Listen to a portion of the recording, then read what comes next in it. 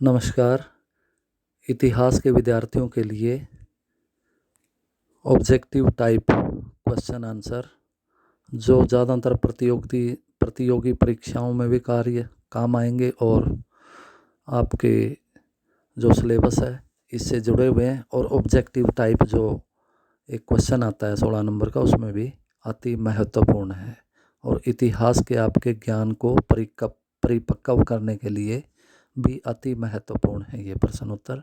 आप देखेंगे मैंने इसको महमूद गजनवी से, एक प्रकार से आप ये कहें कि जब इस्लामिक शासन शुरू होता है भारत में तब से लिया है और इसको बलबन तक कवर किया है।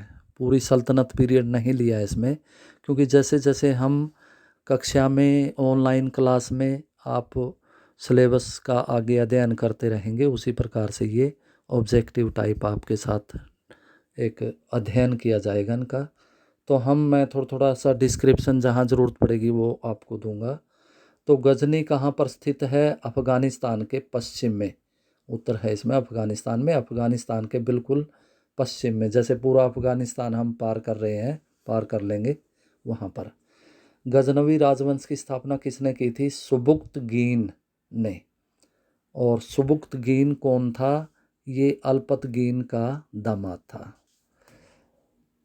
सुबुक्तगीन ने कब गजनी पर अपना अधिकार किया? 977 ईस्वी में। हिंदू शाही वंश के किस राजा के विरुद्ध सुबुक्तगीन ने संघर्ष में भाग लिया था? जयपाल। ये पहला एक किस्म से मुस्लिम आक्रमण है जिसमें बाद में स्थायी रूप से जैसे इस्लाम का या मुस्लिम शासन का प्रवेश, या फिर इससे भी ज़्यादा आप ये कहेंगे तुर्की और अरबी जो क्षेत्र के आक्रांता है उनका प्रवेश यहाँ पर हो जाता है। तो जयपाल ये हिंदू शाही वंश, मोटे तौर पे आप कह सकते हैं कि लाहौर से ऊपर का क्षेत्र पेशावर जिसमें आता है, और उसके बाद ये अफ़गानिस्तान लगभग कवर हो जाता है इसमें, आधा अफ़गानिस्तान पाकिस्तान की साइड वाला, ये वहाँ का शासक था, इसको सबसे पहले हराया था। तो सुबुक्तगीन की मृत्यु के बाद उसका उत्तराधिकारी कौन हुआ? उसका पुत्र महमूद गजनवी। सुल्तान की उपाधि धारण करने वाला पहला तुर्क शासक कौन था? महमूद गजनवी।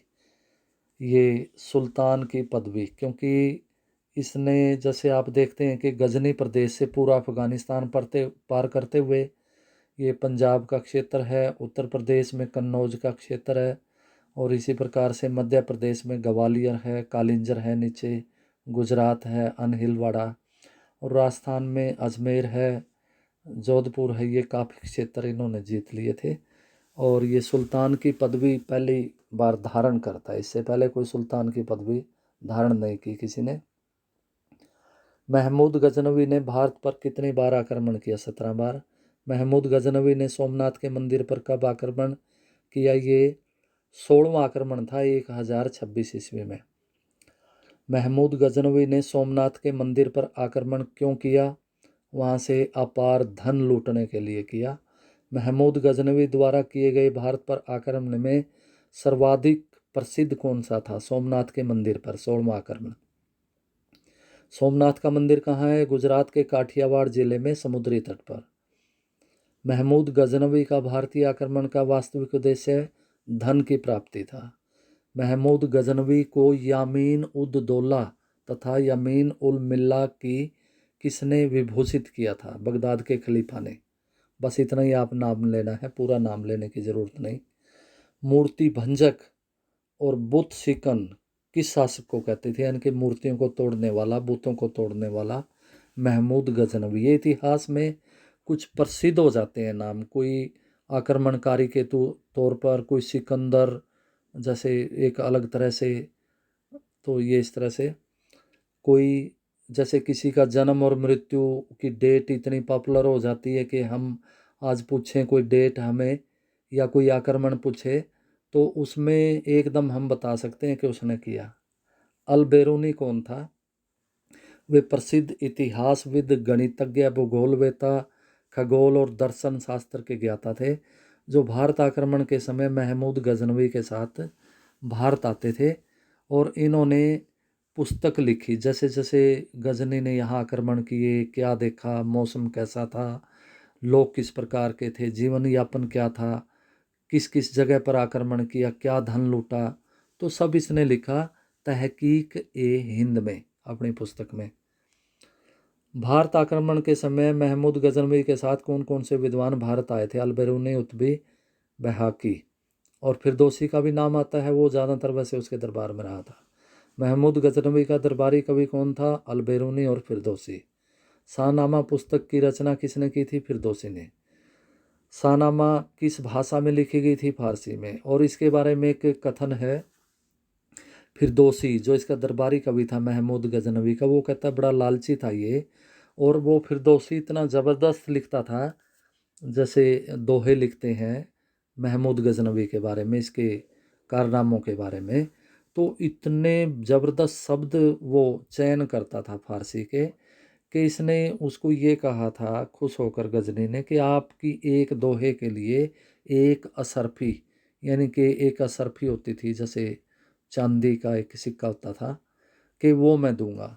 लेकिन जब उसने ये अभियानों से लौट कर गया और उसने इसके सामने एक संकलित करके किताब, यानी कि बहुत दोहे हो गए थे ना वो तो, और इसने गजनी के लालच आ गया, उसने क्या किया, थोड़े बहुत सिक्के डाल डाल के असरफी डालकर थैले में इसको दे दिया।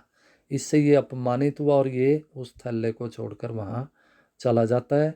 और वो उन दिनों बीमार था काफ़ी फिरदौसी, और वो फिर नाराज़ होकर इसके पास नहीं आता है। और जब महमूद गजनवी को अपनी गलती का एहसास हुआ और उसने दोहे को गिनकर, असरफी गिनकर उसके पास भिजवाई, तब तक फिरदौसी मर चुका था बीमारी से।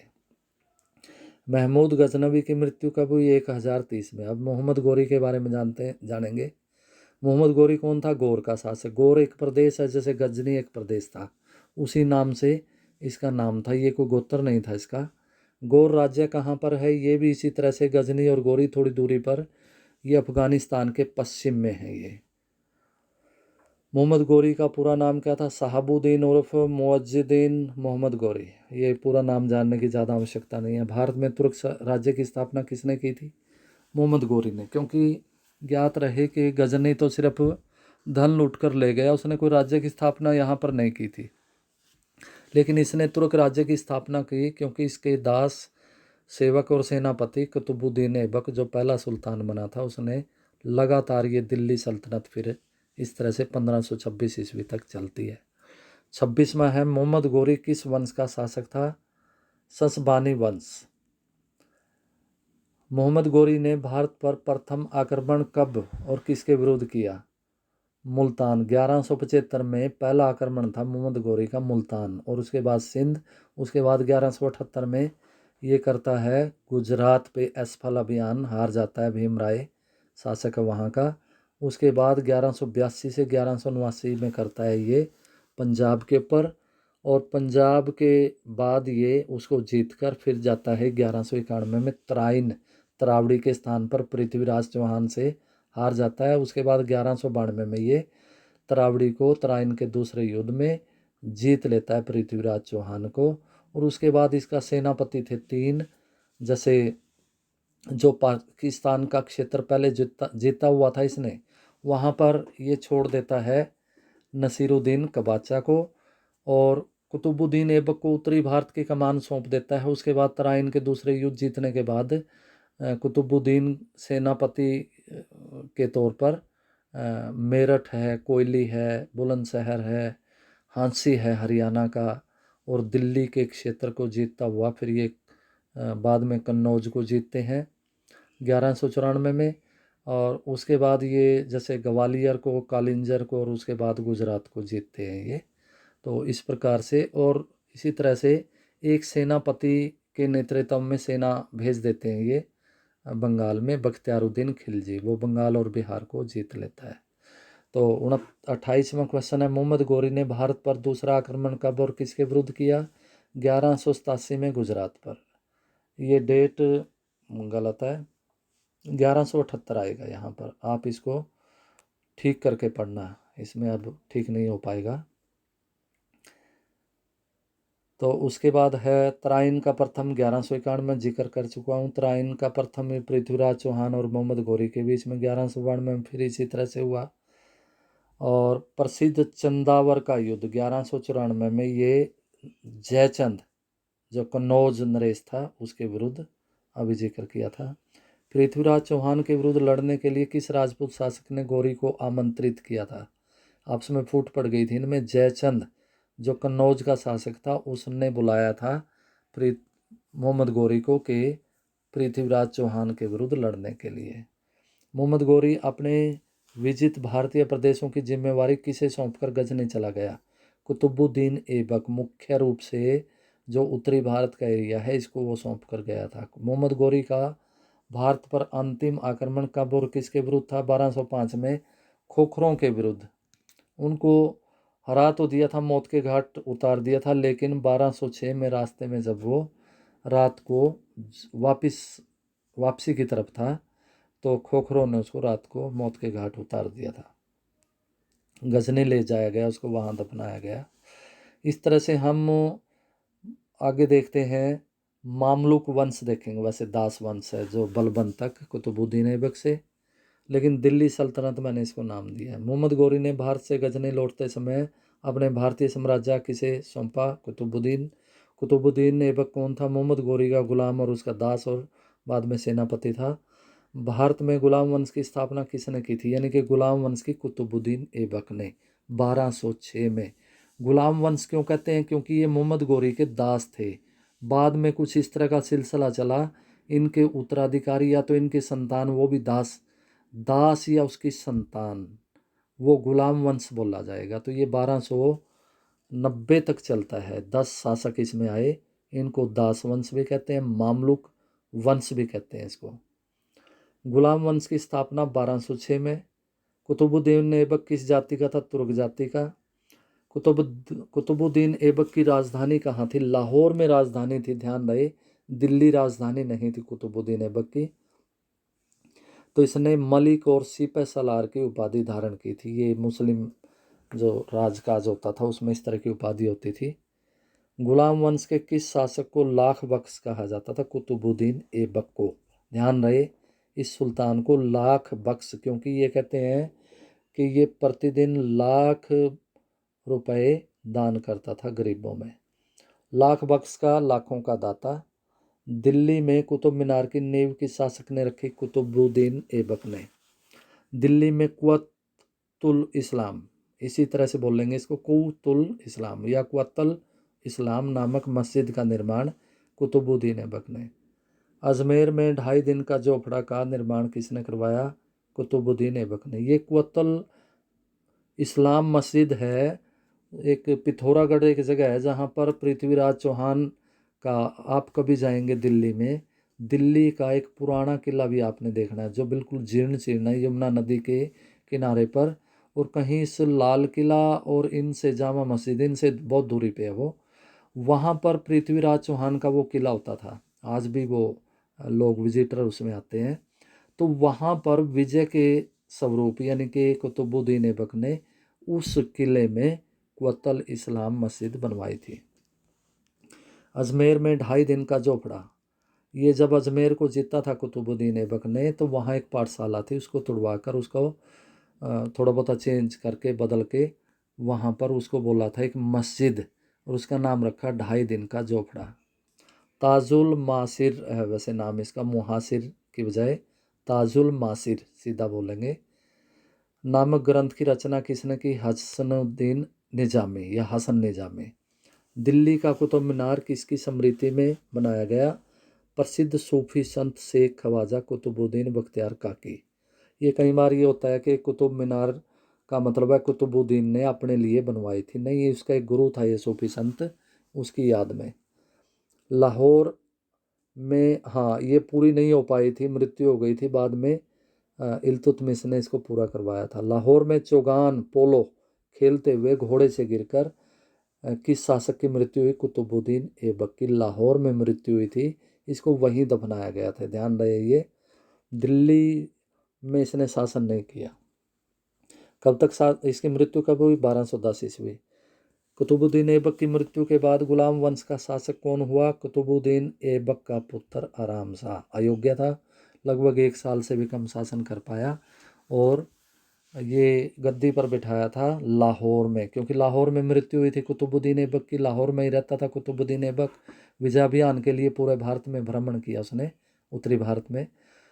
और जब आराम शाह, क्योंकि उसका पुत्र था, गद्दी पर बिठा दिया लाहौर में। लेकिन उन दिनों दिल्ली के पास, दिल्ली भी अब जैसे एक राजनीतिक प्रभाव का क्षेत्र तो बन चुका था, क्योंकि जब पृथ्वीराज चौहान को ने शासन किया वहाँ पर काफ़ी बड़े क्षेत्र के ऊपर उसको, तो वहाँ के जो सरदार थे, तुर्क सरदार थे, जो एक सेनापति थे, प्रभावशाली लोग थे, जो मोहम्मद गोरी या ये कुतुबुद्दीन ऐबक के समय में थे, उन्होंने इसके दामाद को, इल्तुतमिश, कुतुबुद्दीन ऐबक का दामाद था इल्तुतमिश, और इसी ने इसको खरीदा था दास के रूप में, इल्तुतमिश को। उसको बदायूं, दिल्ली से, ये उत्तर प्रदेश की तरफ बदायूं से बुलवा लिया और उसको दिल्ली में गद्दी पर बिठा दिया। देखिए, दो सास सुल्तान हो गए, एक दिल्ली पर 1210 में 11 में 1211 में, और एक लाहौर में बैठा है आराम शाह। तो इनके बीच में फिर युद्ध होता है और इल्तुतमिश इसको मौत के घाट उतार देता है। आराम शाह को कहाँ की गद्दी पर बिठाया गया? लाहौर की गद्दी पर। किन लोगों ने आराम शाह के शासक बनने का विरोध किया? दिल्ली के तुर्क सरदार और नागरिकों ने, क्योंकि वो इसको पसंद नहीं करते थे। और दिल्ली के आसपास के क्षेत्र पर प्रभाव इल्तुतमिश का बन चुका था उन दिनों, और इसका दामाद भी था वो। दिल्ली के तुर्क सरदारों ने किसे दिल्ली आमंत्रित करके राज सिंहासन पर बिठाया? इल्तुतमिश को। आराम शाह और इल्तुतमिश के बीच में हुए संघर्ष में किसकी पराजय हुई? आराम शाह की। 1206 से 1290 उत्तरी भारत में शासन करने वाले सुल्तानों के लिए सबसे उचित संज्ञा, यानी कि एकदम एक नाम से अगर पुकारे, मामलुक वंश, गुलाम वंश, दास वंश, तीनों नाम में से कोई एक नाम से पुकार सकते हैं। लेकिन मामलुक वंश इसमें ज़्यादा उचित है, क्योंकि दास वंश नहीं, क्योंकि दास तो शासन कर ही नहीं सकता। मामलुक क्यों कर दिया? जो दास से स्वतंत्र हो गया, यानी कि उसके मालिक ने स्वतंत्र कर दिया, फिर भी मामलुक बोला जाएगा वो। दिल्ली सल्तनत का प्रथम वैधानिक सुल्तान था इल्तुतमिश। वैधानिक इसलिए बोला जाएगा, वैसे तो दिल्ली का तो वही था, क्योंकि कुतुबुद्दीन ऐबक ने लाहौर से शासन किया था। फिर दूसरी बात, ये कुतुबुद्दीन ऐबक युद्धों में उलझा रहा। उसने कोई किसी प्रकार का पूरे सल्तनत को, पूरे साम्राज्य को क्षेत्रों में बांटना, उसमें अधिकारियों की ड्यूटी लगाना, कानूनी व्यवस्था बनाना, सिक्के जारी करना, ये बेचारा कुछ नहीं कर पाया वो 4 सालों में। तो बेचारा शब्द नहीं इस्तेमाल करना चाहिए था वैसे, लेकिन लाख बख्श था, इसलिए ये मैंने इस्तेमाल कर दिया इसको। दिल्ली के सुल्तानों में किसे लाख बख्श के रूप में जाना जाता है? कुतुबुद्दीन ऐबक में को। कुतुबुद्दीन ऐबक की राजधानी लाहौर थी। अच्छा, एक ये मेल करना है, सुमेल करना है इनको। कुतुबुद्दीन ऐबक कुतुबी वंश, बिल्कुल ठीक है ये तो। इल्तुतमिश शमसी वंश, ये भी बिल्कुल ठीक है। ग्यासुद्दीन तुगलक, तुगलक वंश, ये भी ठीक है। रजिया सुल्ताना बलबन वंश, ना भाई ये गलत है, क्योंकि रजिया सुल्ताना तो इल्तुतमिश की लड़की थी, इसलिए इसका वंश क्या हुआ? शमसी वंश हुआ। रजिया सुल्तान, हाँ। इल्तुतमिश गद्दी पर बैठा 1211 में 1235 तक, ध्यान रहे 1211 से 1235 तक, बड़ा एक काबिल सुल्तान था ये। कुतुबुद्दीन ऐबक की मृत्यु कैसे हुई? चौगान खेलते हुए लाहौर में, घोड़े से गिरकर। कौन से सुल्तान ने? कोई सिक्के उसके नहीं मिले हमें कुतुबुद्दीन ऐबक के। इल्तुतमिश की गद्दी पर बैठने से पहले कहाँ का सूबेदार था इल्तुतमिश? बदायूं, दिल्ली के पास था ये। दिल्ली सुल्तानों का कालक्रम क्या था? आप देखिए इसको क्रोनोलॉजिकल ऑर्डर में देखिए, भी पहला कौन, उसके बाद कौन, उसके बाद कौन। दिल्ली के सुल्तानों का, खासकर ये मैं जिनका जिक्र करूँगा, ये सिर्फ गुलाम वंश के हैं। 1290 तक है जो, 1206 से।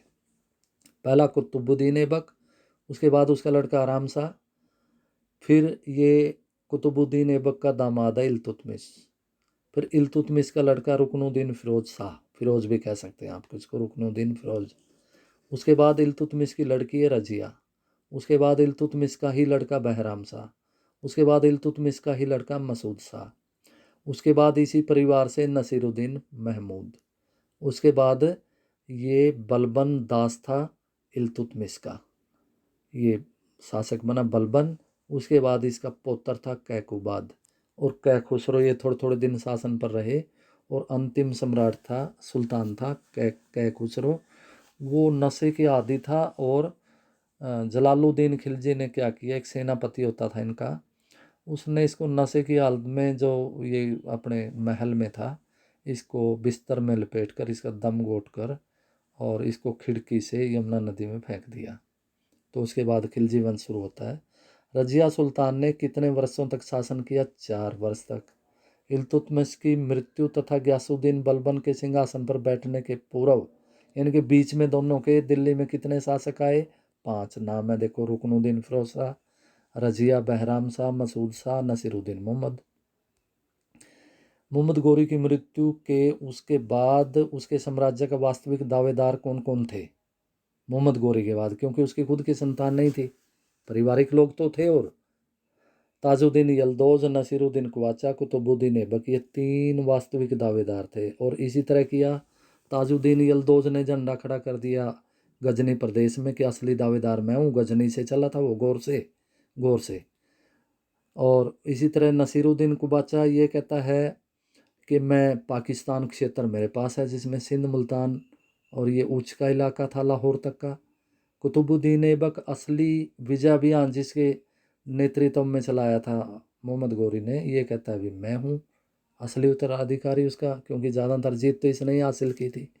इल्तुतमिश ने किसे अपना उत्तराधिकारी चुना? रजिया को, क्योंकि उसके 3 लड़के हैं, रुकनुद्दीन फिरोज और बहराम शाह और अलाउद्दीन मसूद निकम्मे थे। और इसलिए अपने जीवित रहते हुए जब उसको लगा कि वो मरने वाला है, रजिया को उत्तराधिकारी घोषित कर दिया। उसमें एक, क्योंकि मैंने पहले बताया था कि ये रजिया थी, इसकी माँ थी शातुरकान, और वो शातुरकान इसकी सारी बेगम थी इल्तुतमिश की, उनमें सबसे ज़्यादा चालाक थी। और वो क्या करती थी, जब रजिया समझने लगी थी लड़की के तौर पर, तो इसको दरबारी वेशभूषा में ये दरबार में कई बार इल्तुतमिश के पास भेज दिया करती थी।